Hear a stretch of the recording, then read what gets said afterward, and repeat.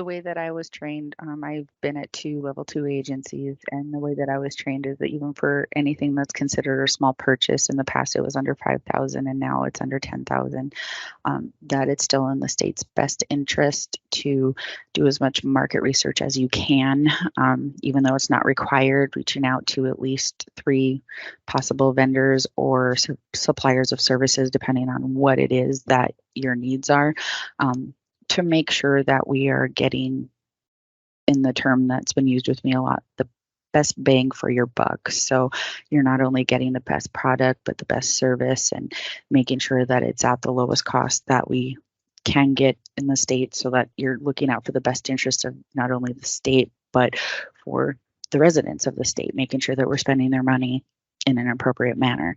And when we do this process, sometimes purchase orders are used depending on what kind of purchase it's going to be. If it's a commodity, there has been times where I've seen purchase orders used when it gets close to that threshold. So now the threshold is at $10,000. If it goes over that, it's a limited solicitation. So if you have a commodity that's going to be, let's say, $9,500.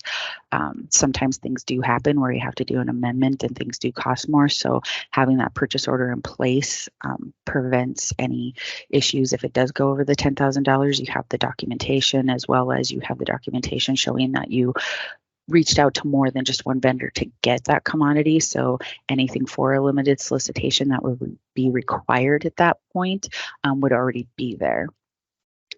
When it comes to services that are under $10,000, every case is on a case-by-case scenario.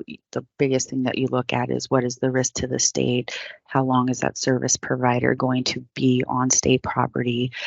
The best thing to do is to put it in a purchase order and add in some of the contract required language, like warranty for services, registration with the Secretary of State, insurance requirements.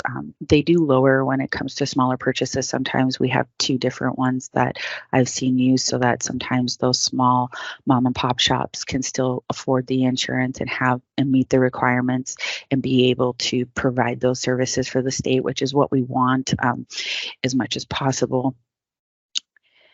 And after everything is put together, then it gets reviewed by supervisors and legal to ensure that the document is correct, and you get the insurance requirements from the contractor, and then you can execute your purchase order.